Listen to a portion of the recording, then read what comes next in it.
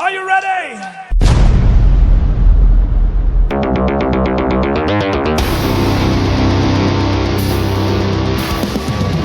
Weekend Warriors, this is your host David Marks and our significant co-host Josh Gaines. Yep. Today we are talking about NPCs, non-playable characters. So, what are your thoughts on NPCs? I actually like... NPCs are obviously very essential to gameplay, no matter what game you're playing. But I think NPCs themselves should be either characters you have played or that you want to play. That way they're more enjoyable for you and your party. Yes, and make them disposable, because you never know when you got that group of murder hobos who just want to plow through whatever you create. Let's say a shopkeeper or neighborhood bard or something, you know. Just rob them for their money and then leave them dead in a ditch. So I try not to invest too much emotional attachment to them. I invest a little bit, but to be fair, I have an unwritten contract with any players in my games that if your character survives a campaign, they might retire and become a shopkeeper somewhere. So yeah, you know, I've done that with a few of the characters from my past campaigns. Yeah, and I have a hard time killing one off, because when I do, everybody in the party seems to mourn it a little too hard, so I end up having to find a creative way to resurrect them and take them up somewhere else in the game. Like I had one good example. His name was Crazy Dave. In the campaign that I had him in, he had taken over every single shop in the Forgotten Realms, kind of like Nurse Joy from Pokemon. Every Pokemon place had a Nurse Joy. Same concept, except he held a monopoly in all the shops, and I used him, and he was married to Tasha, like from Tasha's Book of Everything, the witch. okay. And she put a cloning spell on him, and she just kept cloning him over and over and over again to run all the shops, so there's no overhead of having to pay other shopkeepers. And I kept joking with them, you know, if I do this, I'm going to eventually execute Order 66. But yeah, so, and I brought Crazy Dave back in this campaign that you're playing with me. I don't know if you were joined yet or not, but there was a point where I had him decapitated by the big bad, and the big bad threw what was left of him off of a cliff after all his clones had, you know, magically disintegrated, because the realm that they came from, the magic was destroyed, and he was sucked through a portal to this realm. And yeah, the party didn't take it too well, so I had to justify a reason to resurrect him. And then, you know, I had another one that everybody seems to like in my party. It was the level 20 bard that had each of all 5 or 6 of the magical items from the DM guide for the bard, you know, like DOS Loot was one. Well, he had them all, and he had Power Word Kill at level 20, and everybody wanted to have him because he was a level 20 bard with Power Word Kill, and he was a very tropey bard, you know. You know, all he wanted to do was love on the ladies and you know, sing his songs about doing that. And There you go. And then I had a lot of utilitarian NPCs, because you know, in the last campaign they were very soft. I started them at level 1, so you know, there was no way. I realized I couldn't, the monsters that I'd thrown at them, that was going to be a TPK, so I started, let's say, I think I started like a level 5 ranger called Striker, and a level 5 barbarian, blue dragonborn barbarian named Nogard, and threw them in there to help them out, get them through those first 5 or 6 levels, and then left them more on the sidelines as like mentors versus actually helping them hack and slash. And makes sense. Anyways, how about some of your NPC characters? Well, a couple of them that I love using, and actually my party's gonna meet one this weekend, possibly both of them. She has so many names. Tamika is the name I use the most, though. She is in every single one of my campaigns somewhere. If she's in D&D, she's a rogue kind of character. But she is like, if you've ever seen Game of Thrones, she is the Littlefinger of my game. She is conniving, and she is not to be trusted at all. But she finds ways to use people against each other. And she does it until it's not advantageous to her anymore. Another one that I've used, that I like using, I use him to build up a scenario. His name's Bro Tuck. He's a bugbear. And I use him as he sets up a scenario by a farmer has some, like, honey that's getting contaminated, and Bro Tuck's using the honey to survive, and he doesn't know he's contaminating the honey. And so I send the party to go stop the contaminated honey, and it sends on a whole big spiral, and it ends with if they do it the most humanitarian way and not really kill the people that are causing the actual problem and kind of find them a new home, so Bro Tuck can go back home and just stop messing with the honey, it turns into a whole like Hatfield and McCoy situation for later on. And it's fun, and sometimes players fall into that, sometimes they don't, but it's kind of a... Spoiler alert if anybody's planning to join Josh's games. Yeah, it's... Well, by the time this airs, they would have already been through it, so... Any other things you like to throw in there with your NPCs? I like to... just... any kind of weird storytelling thing you can do with them. Like with your Crazy Dave. Doing something that's unique, but yet still very generic is good, and it always makes a good NPC when you do something like that. Yeah, I've been thinking of ways to try to get Crazy Dave a little more active in this campaign, but it's just, it's a struggle, because, nobody's ever really near a shop anymore, and it's getting almost close to the end of this campaign in this world, and I might have them a bigger role in the next campaign in this world, but it's just nobody's really interested in shops. Everybody's just interested in looting magic items. Yeah. And I'm definitely gonna probably next campaign make magic items a little bit more of a scarcity. I mean, you're really gonna have to earn one next game. You guys are so overpowered at at level 9 that y'all are taking out 17 CR17, CR20 characters in one round of battle, and I don't even get a turn. True. In the next campaign, Crazy Dave runs a mafia, and as he tries to retake over everything. But he does it by brute force. Next campaign, Crazy Dave is secretly Heisenberg selling oh, there you go. Blue magic crystals. There you go, yeah. Far purer than the clear ones the other wizards are selling. A whole Breaking Bad situation. In the background. And he's in the background trying to melt a criminal in a wooden tub, but the acid keeps eating through the bottom of the tubs. Yeah. There you go.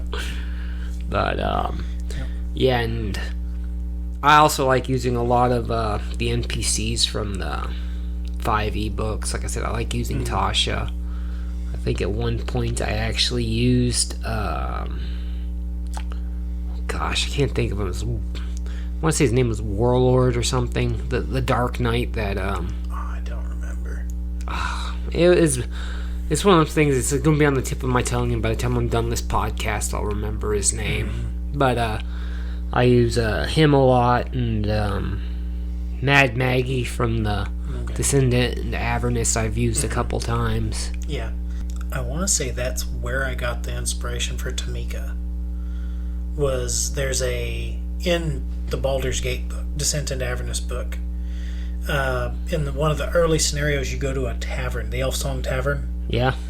And I think it's there where you have the character up at the top running the rogue character, running the card game. That's Tamika. That's who I made. And I think in that module, I think she's named like Tamisha or something like that. It starts with a T. Yeah. And then there was a time I actually put Rick and Morty in one of the campaigns. They accidentally hit a portal, and the portal opened up and Rick and Morty came falling out. See, that's stuff like that's fun. Of course, but I like gonzo stuff like that, so. And the thing is, I actually have 28mm Rick and Morty figures that I got from Rick and Morty Clue box. Mm-hmm. The board game Clue. Yeah. It's got the whole family and Mr. Stinky Poop Butthead or whatever his name was. Oh, nice.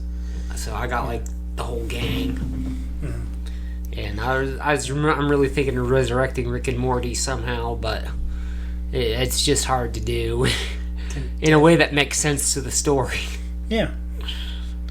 Even I was thinking maybe mixing it in with a little space Spelljammer, so you got that science fiction theme, and then it'd be easier to fit Rick and Morty in. Mm-hmm.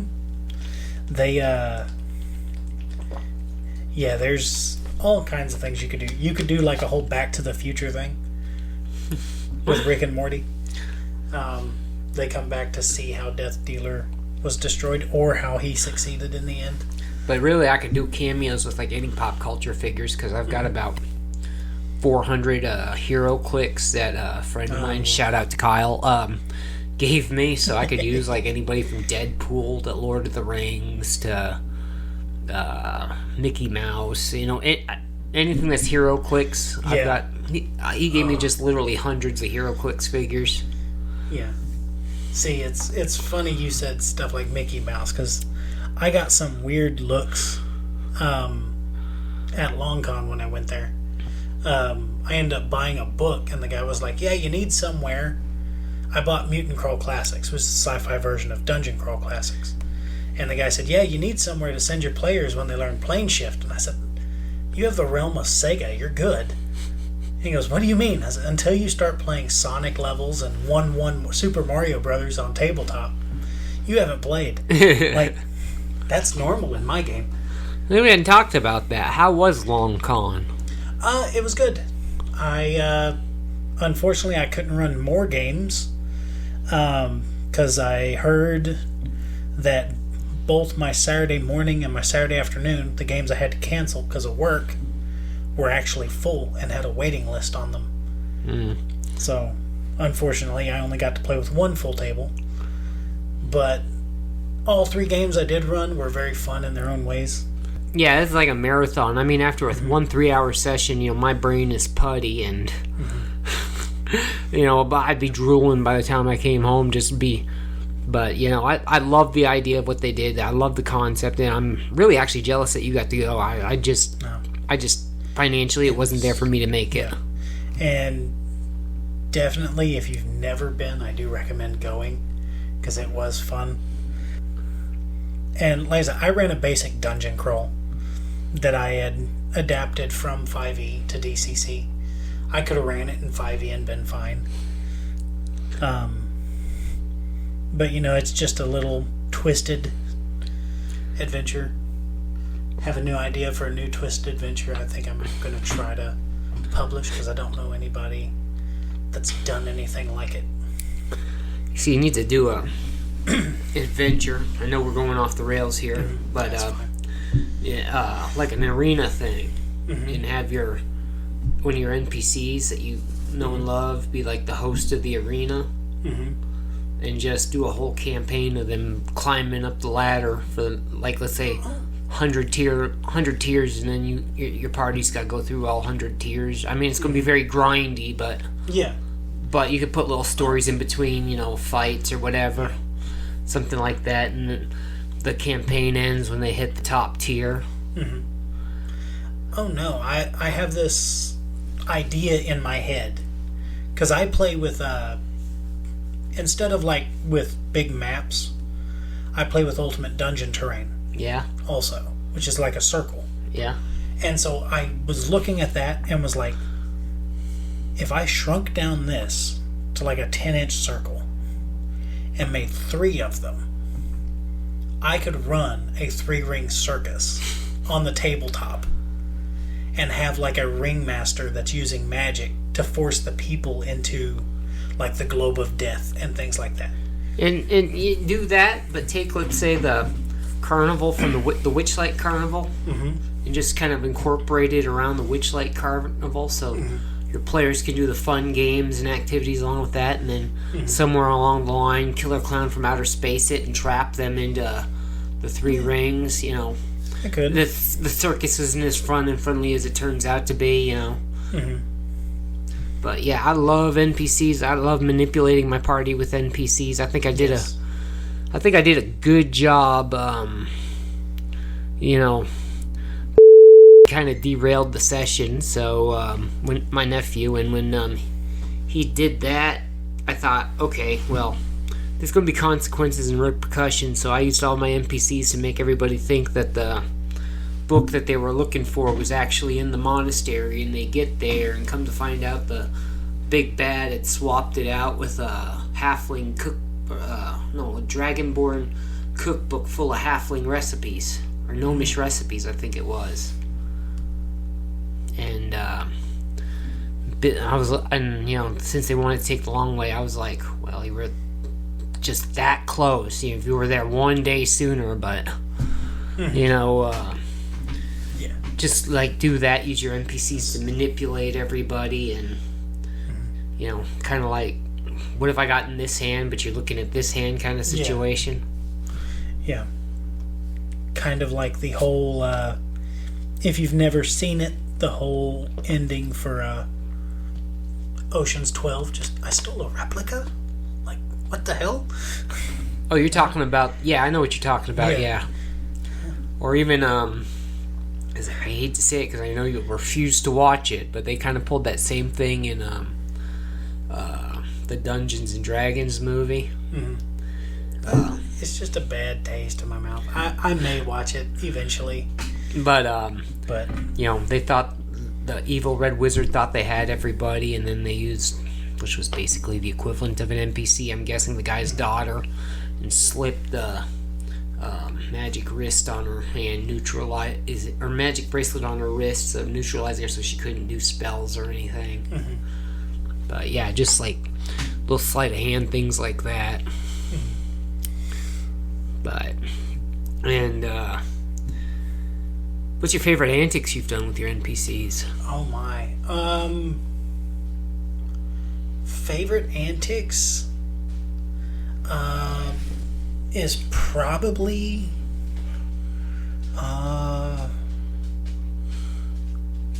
the best scenario that's came from an NPC was probably the cat in the tree. You send the PCs to get this cat out of a tree for a little girl, and her cat is actually a halfling that was body swapped with a cat. And so he sends you to his brother, who has his body but the cat personality in it. And when you come to, you're in a dungeon that you have to get out of, because they're hoping that by sacrificing you they can swap back. And it's a fun little intro to a dungeon, but I mean that's one of my favorite shenanigans that's came from. And it's something that people see on a tavern board, or a cat stuck in a tree, and they don't think anything of it, and then all of a sudden you're in a fight for your life and underground. Yeah, my favorite shenanigan was, like I told you about, my bard. He was supposedly the greatest bard of all time. So we were in a tavern, and I think it was my mother-in-law. My mother-in-law wanted to have a battle of the bards with him. Mm-hmm. So we rolled off. I had a nat 20. She had a crit fail. And, oh man! And she didn't realize it, but I had my phone pulled up on YouTube, and when we were playing songs, you know, she obviously bombed because she had a crit fail. Well, I hit that song, Bleecker Street, you know, the opening with the saxophone that you hear in a couple of the Rick and Morty episodes. I just play that, and everybody at the table goes crazy. It was great, and but yeah, Damiano Autumnwood is one of my favorite NPCs, and I try to work him in wherever I can, like excessively. And like me and you were playing a game with Courtney. Y'all might remember her from the Women in D&D episode, but my character on that is another bard, Busta Chimes, and I tried to work him in a couple times in the campaign where we're doing now. I try to work all my characters in a little bit. Yeah. I still think that's a missed opportunity. I didn't think about it at the time when you were naming your character, but Burt Rogaine just sounds better, in my opinion, than Busta Chimes. Right. Yeah, sorry about that. No, mine went off too. Don't worry about it. Yeah, technical difficulties. We all forgot to silence our phones. Always something on this show. Yeah, that's what I said. We always joke that we ought to rename the podcast Technical Difficulties because we have more of them than we have episodes. Yeah. And see, some of my other favorite NPCs that I use is Whiskers. He is a swashbuckler rogue, Tabaxi. I have used him, and he's got a little mouseling sidekick. You know, there's no stats for mouselings in the book, so I just used a halfling stats and made him look like a mouse. I mean, you can get mouseling minis from Reaper minis. Yeah. So I just used one of the Reaper mini ninja mouselings, but they go around and they help. They're one of my utilitarian ones for when the players are too squishy and stuff like that. I can offer to make them like mercenaries to help for a price. And I've been really thinking of doing more, but it's hard to kind of read the dynamic of the game and seeing what kind of NPC would fit where, because I'd really like to put a couple chaotic evil NPCs, but aren't the big bad, you know? Yeah. You know what I'm saying? Just people throw little monkey wrenches in the party's plans here and there. Yeah. And see, that's why when I run a game, I put in like 4 or 5 NPCs. Like Tamika has never been a BBEG, but she has always been there, and it's like the players pick their BBEG almost. Well, I'm thinking of keeping the BBEG from this game that y'all are playing, because I've kind of grown attached to him, and I think the mini is so cool that I got for him. Okay. That I'm thinking of keeping him around, and might keep his ghost or something in other campaigns if y'all find a way to kill him. But you know, I've built this whole world. I've got a map that I've made. I've even went as far as like going to getting the expensive watercolor paper from Hobby Lobby and aging it out to make it look really old, to make a map on it for the world. So I'm trying to keep all my campaigns in this world, and as the map fills up and I finally feel like I'm ready to move on, I'm going to take it to Office Depot or somewhere that can make large copies and give everybody in a party the copy of the map that they helped make. See, that'd be cool. And stuff like that. It's just, I like NPCs because it's the only chance as a DM that the DM really gets to play, outside of just throwing numbers and saying, you know, calling fights and stuff like that. So I like taking advantage of that opportunity to get in and play where I can, because I'm kind of a perma-DM. Outside of Courtney's game, I don't play as a character at all. Yeah, it's a horrible thing to have happen. but it happens to a lot of DMs. And I'm going to go through withdrawals because it's the holiday season, and Courtney announced that she isn't going to be playing a game until, what was it, January? Yeah, I think that's what she said. Yeah, I mean, and to be fair, after this Sunday, I don't know when I'm going to be running another game either. Got to figure it out. It's not that work is a problem. It's just, it's the holiday season. It's going to be rough. I know. I think this is my last game in our game for 2 weeks. I think next week I called it because of Thanksgiving, and then the Saturday after that's my wife's Christmas party. So unless I decide to throw it on Sunday, and which I'm probably not because I'm going to be exhausted from putting it up together and taking down my wife's Christmas party. Yeah. So it'll probably be 2 or 3 weeks before I get to sit down at a table again, which is good because I need a break. I need to sit down and just kind of brainstorm and refresh. Because my mind's starting to go stale with ideas, and it gives me a chance to look through things, play some Assassin's Creed or something, and get some ideas. I'm pretty deep into the Assassin's Creed Odyssey right now. I'm like, the counter says I'm at 93 hours. Oh wow, yeah. And I'm not even a third of the way through the game. Yeah, I know Odyssey's a big game. I only played Black Flag, but how many hours did you put into Black Flag? Oh, not many. Not less than 96. But for sure. To beat it?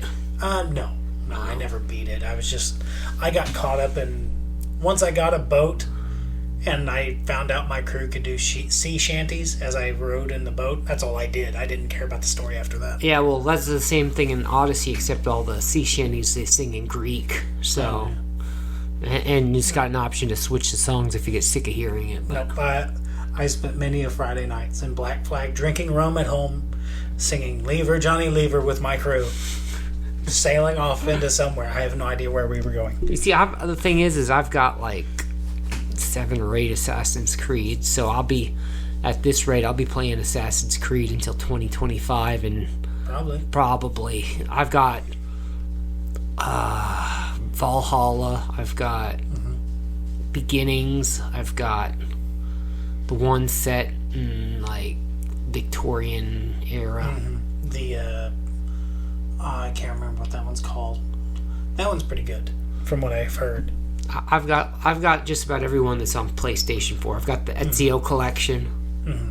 So I mean, I'll be playing Assassin's Creed Odyssey until I'm probably dead. And I've got a feeling it's like Skyrim. I mean, once you finish the main storyline, you never really end the game. I don't know. Because it keeps generating new quests. It might. I don't know. But yeah, and I really should have started from the beginning. But here we are, we're derailing again. NPCs. Any other pop culture NPCs that you like playing? Oh my. Yes, I like what was his name? Baracho? I think was his name. But he is he was like the first NPC I ever made. And he is literally Macho the Man Randy Savage. Oh, the cream always rises to the top. That's it, Baracho. Yeah. And I still want to play him as a paladin and just carry around a chair. Like, that's what I want to do, is smite people with a steel chair. But hey, if you want to play that, ever want to play that in my next session, you're free to. Just because I will make a Hulk Hogan adversary for you. In one way or another, they'll be smashing each other upside the heads with chairs. Perfectly fine. I don't care. It's like, yeah, brother, I'm going to get you. Yep. What you going to do when all the Hulkamaniacs come after you? Yep. I am not against it. And, yeah, my very first NPC would have to be...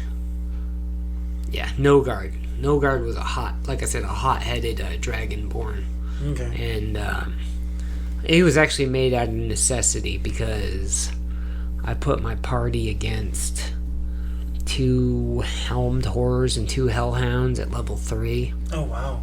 And they were just about to get massacred. And I was like, I didn't want to see him die because I'm not that kind of DM. So Yeah. I was like, out of the blue, this huge rock comes flying out, and this wall like smashes out Kool-Aid Man style, and here comes this blue dragonborn, no guard, and he ended up saving their lives. And I've had him somewhere in every story, and like I said, Tosh has been favorite because in my last campaign, Tosh had offered to duplicate things for the players, and they took advantage of that with healing potions and like magic items, anything that they could use to that needed to be multiplied, like grenades and many things. And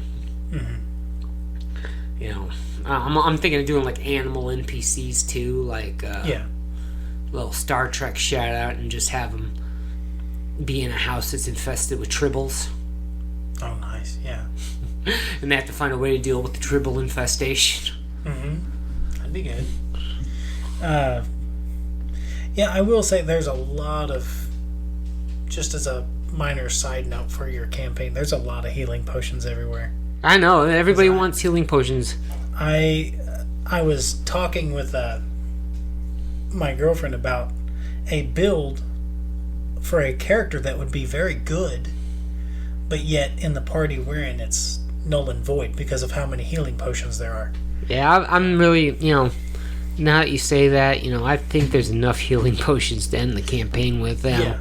I mean, it's like every time they go in the shop, there's like healing potions. That's all they want is healing potions, potions. And I mean, because you can do the whole, it's Thief Rogue, and then you take the Medic feat, because the Thief Rogue gets quick hands, so you can use a Medic kit as a bonus action. And because you have the Medic feat, you do more, what's the word I'm looking for? More constant healing. So you can actually heal more than a healing potion and do it as a bonus action on your turn. Yeah, speaking of rogues, now that Book of Many Things is out, they've got a new class I've been looking at, for the rogue, called the Arcane Tricksters. Somebody mentioned it in my Council of Dungeon Masters. Yeah, Shane. Yeah. Shane, and I was looking at it a little bit, and I was like, yeah, that might be a fun one to make an NPC out of. So I know Arcane Trickster was in the player's handbook, but did they upgrade it in the new book? I don't know. I don't have the new book. It's one of them things that it may not have been the player's handbook, but it was Xanathar's at least. Yeah, it was in one of those two. I want to say the player's handbook. I want to get it, but Wizards of the Coast is just bankrupting people. $100 for a book. Yep. I mean, come on. Yep. And then they just released something of Asmodeus. Also, was it a campaign or no? It's another book, but it's only PDF. Well, yeah, but it's $30 for the PDF. No, and it's like, really? $30 for a file. Yeah, they can keep it. Even $30 for a hardcover book, I think, is a little excessive. And but I'm more willing to pay $30 for a hardcover book than I am a PDF file. But at the beginning of the year, their books were like $49, $50, and now they're adding another $10 on there for quote production. Yeah. I mean, yep. I just can't do it. I'm sorry, Wizards of the Coast, but you guys can keep your books and your PDFs. Yep. I've got more than enough with just the few 5e. With the 5e books that I got, that I can make any campaign that I want and just chop stuff out of that. And that is why I now run Goodman Games and DCC. I am very happy running those. It's far cheaper, but it's also more player friendly, I think. I'm still trying to figure out the whole DCC format. I need somebody to sit down and teach me, but it's really not complicated. I don't mind sitting down with you and teaching you. I mean, I'm baby stepping through it, but I really need to, unless I actually sit down and have game time, I don't think I'll pick it up. Yeah. And I mean, like I said, the most complicated things with DCC is the luck stat and then rolling for your spells. Once you get past those, everything else is almost identical to 5e. And your bonuses aren't that high. And while we're talking about campaigns, have you had a chance to look at Reapers? What was it? Something... Dungeon Delvers or whatever it is? Yeah, Dungeon Delvers or whatever that was called. I can't remember. I don't remember what it's called. I looked at it. Their campaign just hit Kickstarter. So I looked at it. And it's already been funded, which is good. It's a D20 system, from what it looks like. But I don't know when the release date is for it. That's the thing with Reaper is all their stuff is so questionable on releases. I've been trying to get Baba Yaga's hut, and they never have it in stock. And the pumpkin beholder that they had on Kickstarter. Yeah. I mean, you could find one. They're very rare on eBay, and if you find one on eBay, you're paying $50 for it. Yeah. So, I mean... Yeah. I love Reaper stuff. They got quality stuff. It's just not... Their supply chain is very questionable. That's what you need to run, David. If you can ever get that miniature, you get the pumpkin, and then with your hero clicks, I don't know if you could do it or not. I don't know if they made them into hero clicks, but doing a like Halloween or Thanksgiving one-shot of Charlie Brown and the Great Pumpkin, that would work.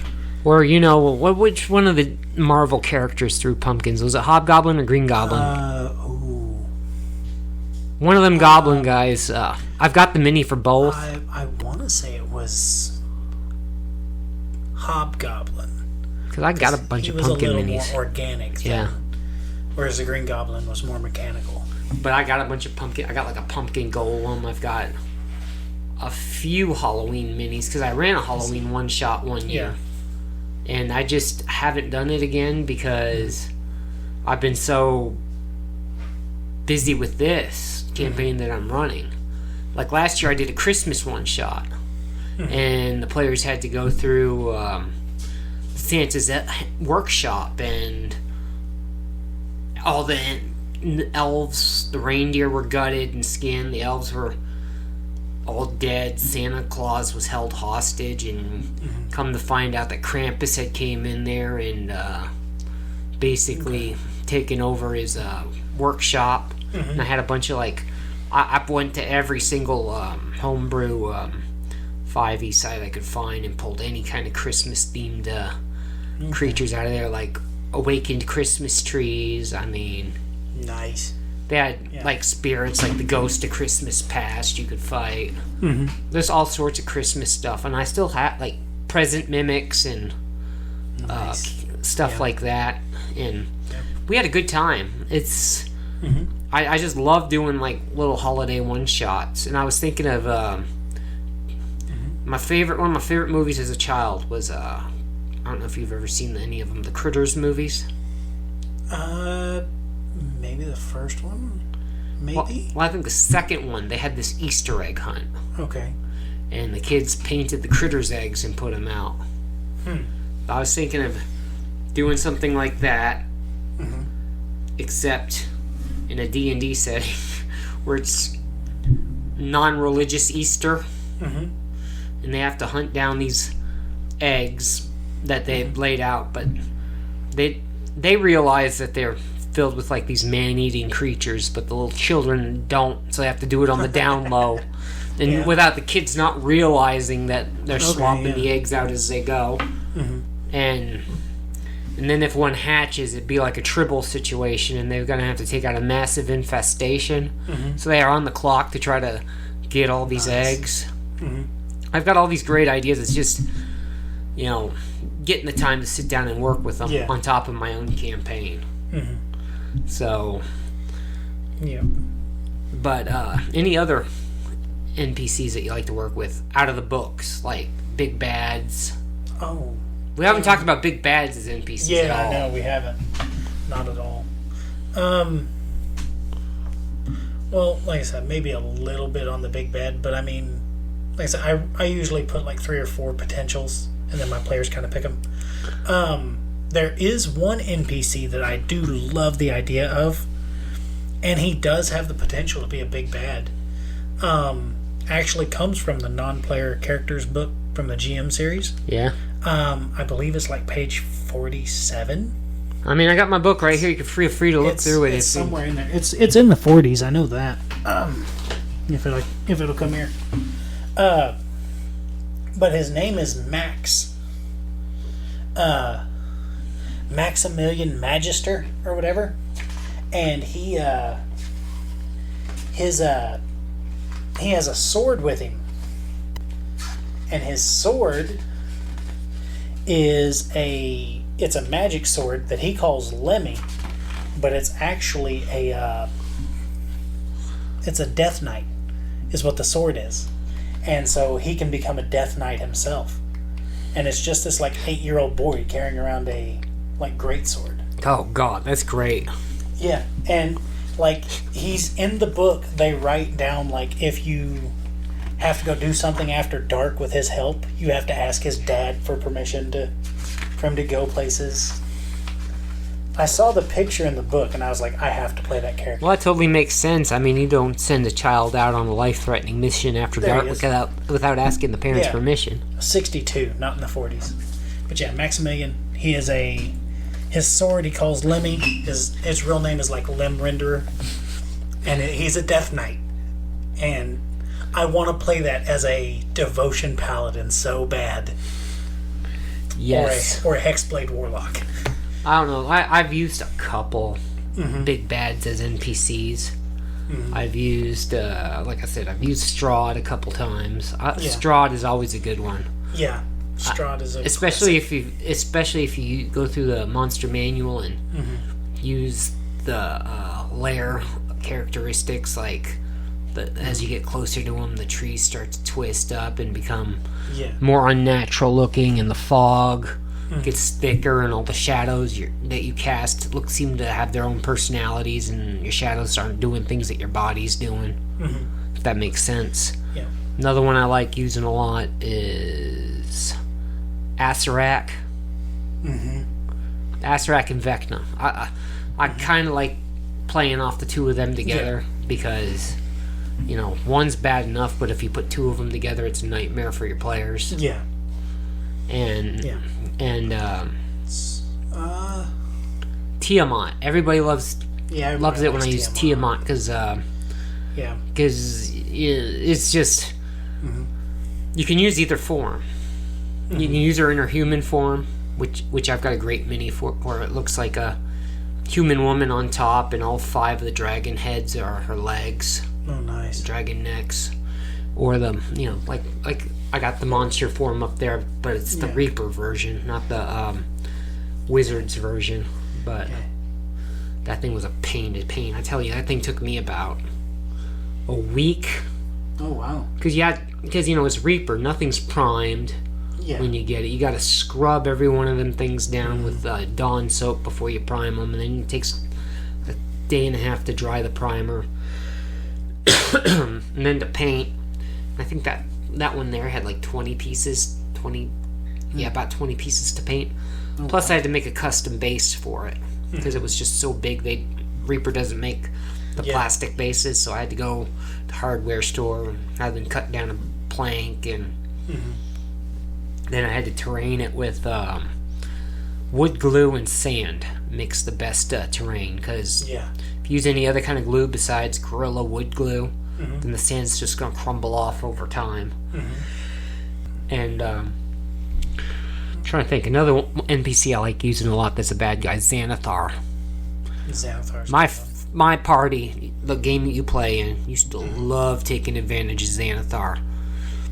And one time they had to go in there. They stole Xanathar's goldfish. My wife's rogue went in there and stole Xanathar's goldfish and used it as leverage to control Xanathar. It was great. I hats off to them for thinking about that. Somebody must have read about the goldfish online somewhere or something, or known it from a prior campaign, but Yeah, and I'm trying to think any other. I really want to use Zerial in this campaign. Somehow I want to use Zerial. I don't know how. I don't even remember who that is. Zerial was the big bad from Descent into Avernus. Oh gosh, the angel the fallen angel. I should know that too because I used him in a campaign for a character's villain. Yeah. That was a fun one because I had a PC and it was like his first ever campaign that he had ever played in, and he was like, "I want to be the son of Asmodeus," and I was like, "Okay," but I had Azariel to do like a whole Devil Goes Down to Georgia thing because the character was a bard as well. And so when he lost, it became a Ursula the Sea Witch against Diva. That's what they're called, are divas. Devas or DEVA, so I'm not sure how you pronounce it. But he would use the player to force Asmodeus' hand in certain things, and was used against his father as a pawn, and it became a good little story for him. But if Asmodeus is technically chaotic evil, he wouldn't care. He'd just be like, throw him to the wolves. What was his son? Yeah. You know. And another one that I've used a lot that's a big bad that I like using as NPC, the Grim Reaper. I've actually had a whole one-shot based on where the party had... they were sleeping, and one of the characters died in their sleep, and the Grim Reaper took his soul, and the characters had to go to the not Avernus, but equivalent underworld to fetch the soul of their their player that wasn't. And I just used the character of a player that didn't show up that day. Yeah. You did the whole. I can't remember the guy's name. He's from Mortal Kombat, but the Your Soul Is Mine. Shang Tsung? Yeah, I think. Yeah, Shang Tsung. Yeah. That sounds right. My mind is blank at the moment. Yes, it's been one of them kind of days for the both of us. Yeah. You seen any good movies? No, I haven't watched any new movies yet. One comes out, looks like it might be worth me watching December 1st, Godzilla Minus One. Oh. The new Godzilla, the Japanese Godzilla, not the American Godzilla. Okay. You know, I haven't seen previews for that. I might have to. Godzilla Minus One, I believe, would be an interesting watch. Okay. How you still playing Skyrim or no? No, I've actually just started. It's not Fallen Order. I think it's Jedi Survivor. It's one of the newer Star Wars games where it takes place after Order 66. You're kind of like a undercover. Well, I know there's two Jedi games. I got Battlefront I haven't played yet, so I'm not that there. I'm kind of right now I'm splitting between three games. I'm playing Cuphead, which is fun. It's basically a Devil Went Down to Georgia kind of situation where Cuphead and his brother went to a casino. Okay. Except they lost, so the devil sent them to go out and collect on other debts and then buy back their soul. But it looks like a 1930s cartoon, you know. Mm-hmm. It's like all old-fashioned-y and stuff, like the old Betty Boop cartoons and stuff like that. Mm-hmm. I'm playing that. I am playing Assassin's Creed Odyssey. Mm-hmm. Shout out to Sarah for talking me into buying it. Mm-hmm. But like I said, I'm about 90. So the counter says about 96 hours in, and I'm not even a third of the way through story mode. I just kind of deviated and doing all the side stuff. And then I'm also playing the story mode in Marvel vs. Capcom, the new one, the Infinite. Yeah. So I just started that. I got it on the PlayStation Play Store. The total unlocked everything version was like $6.99 or $7.99 on their pre-Black Friday sale. It was like 80% off. So I picked that up, and I've been playing through the story mode on that. And need to get you to try Destroy All Humans at some point. I think you'll like that one. If it's on PlayStation 4, I'll. I think they remade it for PlayStation 4. I know it was on the earlier PlayStations. Yeah, and another game that I want to play. I think it's called High on Life. It's a first-person shooter. That one's weird. I will say that. That one is weird. And it's by the creators of Rick and Morty, and all I've seen from the previews of the game is the talking gun, the sentient gun. It's got Morty's voice, so I mean... Yeah, some of the guns are weird. I don't know. It was one of those, I thought I would enjoy it more when I first jumped into it, and then after about 2 hours, I was like, oh, I'm done with this. Yeah.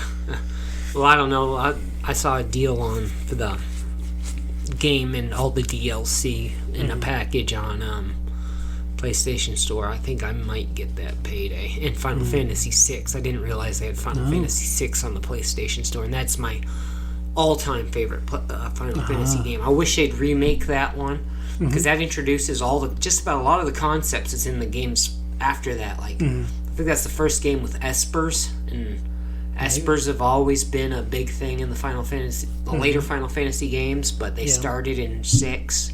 Yeah. And I like the storyline. See, I'm that old. And when it first came out on Super Nintendo, the music and stuff in it was groundbreaking. I mean, the game, I believe, got some pretty big awards for, at the time, the graphics and the music. Yeah. See, Final Fantasy's always been pushing the envelope. That's why I know it's very controversial, but I actually like Final Fantasy X. I can't say I've played that one, because like I said, I took a huge hiatus from games. I mean, I've played Final Fantasy... Well, when I played it, it was called Final Fantasy 3, but it was actually Final Fantasy 6. I've played Final Fantasy Mystic Quest, and like the first 2 Final Fantasy Tactic games, and the original NES ones. Those are the only ones I've played. Yeah. Well, Final Fantasy X was the first game in the modern era to use like live action cutscenes, to do them to the quality of, if you watch just the cutscenes of the video game, it's like watching a movie. And then they added the sphere grid in that one that allows more customization with your characters. Now, is that the first one that was totally MMO and you couldn't play by yourself? No, that one's all single player. You don't need online for that one. Which one was the first MMO? Was it 13 or 15? I know it was one of the later ones. I want to say it was 15, because I think I played 13, but I know you got a lot more out of... There was one you could play single, but you got a lot more out of it when you played online. There was one Final Fantasy app. I think this is before I met my wife, it was back in 2017, 2018. I dumped like $500 into the Brave Exvius app. Have you played that one? Basically, you're 2 characters, but they got a draw system where you can draw crystals, and you can get more characters, but they're all the characters from all the other Final Fantasy games. Oh, okay. So you could like summon a crystal for, let's say, Terra from Final Fantasy VI, or what's his name? Buster, I think, from 7. There's a few of them. The main character from 7, or or you could draw from any of the tactic games, or from early NES ones and stuff. Yeah. But yeah. And then I go down the rabbit hole a lot on the PlayStation Store, but they actually got a package with like the first 6 Final Fantasy games on it that you can get. It's too much for my blood. The only game in that package I'm really interested in is 6, but yeah. And have you seen any good TV shows lately? I actually just started watching Breaking Bad. Oh, I love Breaking Bad. I had never watched it before. I've heard all kinds of good things. And then I was like, okay, I'm going to sit down. And I watched Better Call Saul first. And then, now that I finished Better Call Saul, I think I'm on like episode 4. Is that series finally ended, Better Call Saul? I believe so. Because I wasn't going to watch it until it was completely done. Yeah, but I like Breaking Bad. My wife she dislikes it, but I love that show. I will say I did not care for Better Call Saul, though. Yeah. Well, because it's not what they advertised it to be. They, if you watch the previews for Better Call Saul, he's this lawyer that's, going out of his way, coming up with these schemes to get people out of charges in court. Yeah. They don't do that until like season 4 or 5. Yeah. And it's like, no, come on. Well, I've watched up to season 2, and I was like, I'm just going to wait for it to be over because I'm not patient enough to sit there and... Yeah, it's like the last season, I think, of season 5. But, it's a good story, it just wasn't what they advertised. And I like the Breaking Bad series, I just don't like El Camino. Have you seen El Camino with it? It's the movie that takes place right at the end of the very final episode, with his assistant guy there. I can't remember his name off the top of my head. But,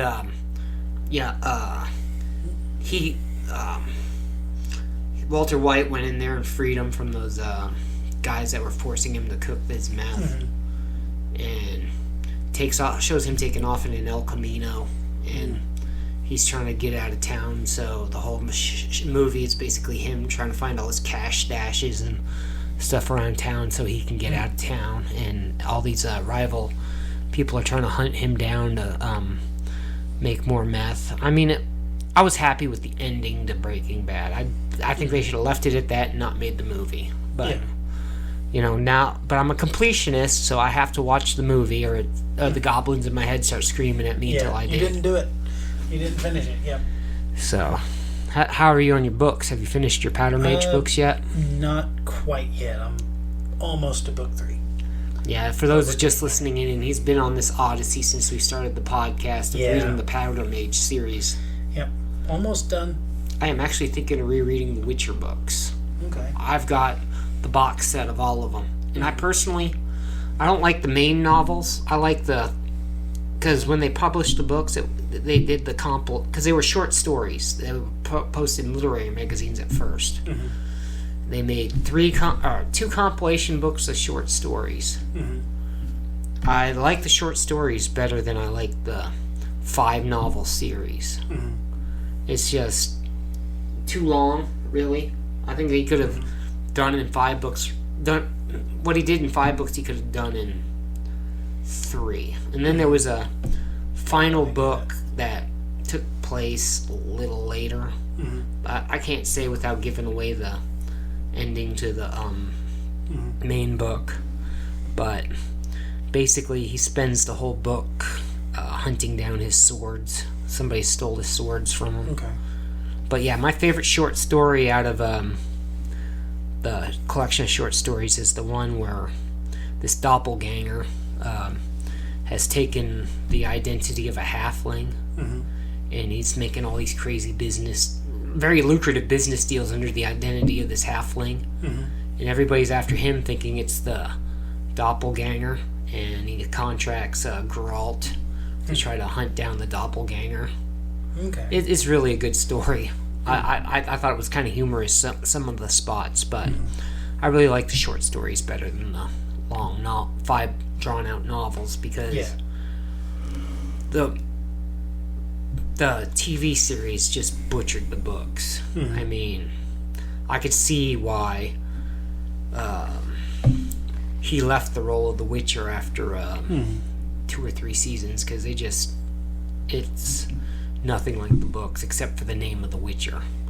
I think there might be, if you watch through the episodes, 3 or 4 of the episodes are based on some of the short stories, like the one with the beast, that's the guy that's cursed to look like a beast, kind of like Beauty and the Beast setting where he's in the magic house. Have you seen that episode? No.